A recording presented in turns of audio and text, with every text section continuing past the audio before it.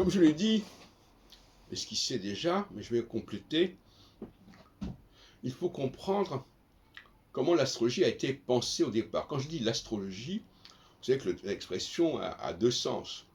Soit c'est la discipline qui parle du dispositif astrologique, soit c'est le dispositif lui-même. Tout comme en psychologie, on dit la psychologie de quelqu'un, mais aussi c'est la psychologie qui est la science de cette psychologie.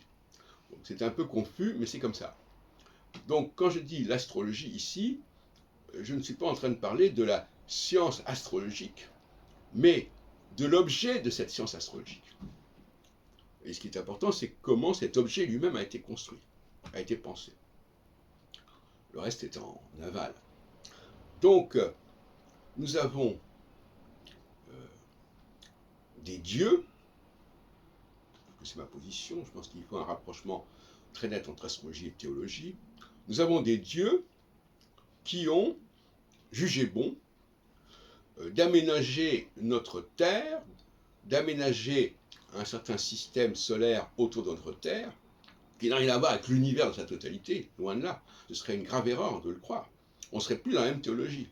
Il y a une théologie de ces dieux démiurgiques, si on veut, qui ont aménagé notre humanité, notre terre, notre ciel, et une théologie aristotélicienne première qui veut réfléchir sur la naissance de l'univers dans sa totalité, ce qui n'est pas du tout le cas. Et là, on tombe dans un problème important, parce que dans la Bible, il dit il ne faut pas adorer les faux dieux, ou il ne faut pas se tromper de Dieu. Les dieux que les Juifs, normalement, doivent adorer, ce sont les dieux qui ont créé le ciel, notre ciel et notre terre. Ce n'est pas la nature, au sens Spinoza du terme, ce n'est pas Dieu, sive, Deus, sive, natura, etc. Et ce n'est pas non plus le Dieu que les hommes, qui se prennent pour la référence par excellence, comme lorsqu'ils légifèrent sur les constitutions.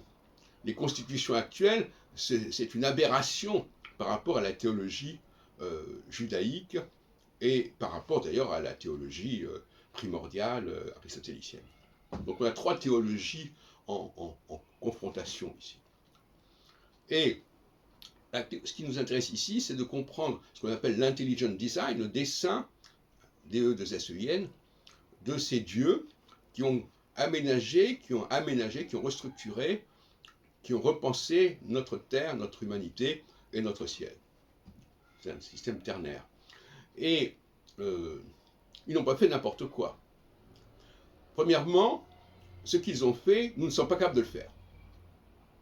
Donc c'est pas la peine d'y penser. Voilà. Donc ils ont élaboré quelque chose qui, sur le plan technologique, biotechnologique, nous dépasse complètement jusqu'à présent.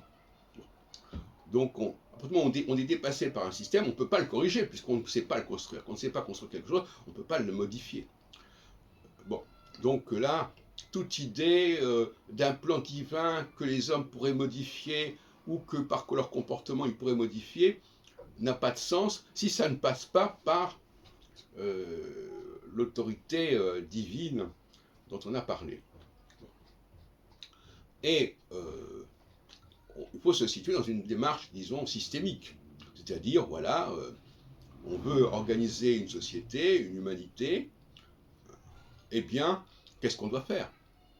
On retombe c'est un processus constitutif, constitutionnaliste, mais ce n'est pas la constitution américaine ou française de la fin du XVIIIe siècle, certainement pas. Ni celles qui sont dérivées de cela, absolument pas. Donc, là, il y a un besoin de centralité.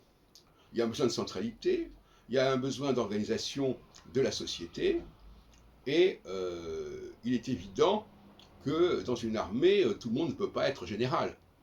Donc il faut accepter l'idée qu'il y a une centralité qui est certainement destinée aux Juifs, puisque c'est ce peuple-là qui est le vecteur principal de cette théologie intermédiaire, celle de la théologie qui crée notre terre, notre ciel, comme il est dit d'ailleurs au premier verset du livre de la Genèse, et on ne peut pas jouer là-dessus. On ne va pas dire, ah oui, mais il faut être dans l'univers. Alors, si on est dans l'universel, on n'est plus dans la même théologie. Vous dire les choses comme elles sont. Si on dit que l'humanité est de l'ordre de la nature, on n'est plus dans la même théologie. Et c'est là que c'est intéressant. L'astrologie est le fer de lance de cette théologie des dieux qui ont créé le ciel et la terre. Et non pas d'une théologie de la nature, du Big Bang, etc. Et encore moins d'une théologie qui serait celle que les hommes s'inventent.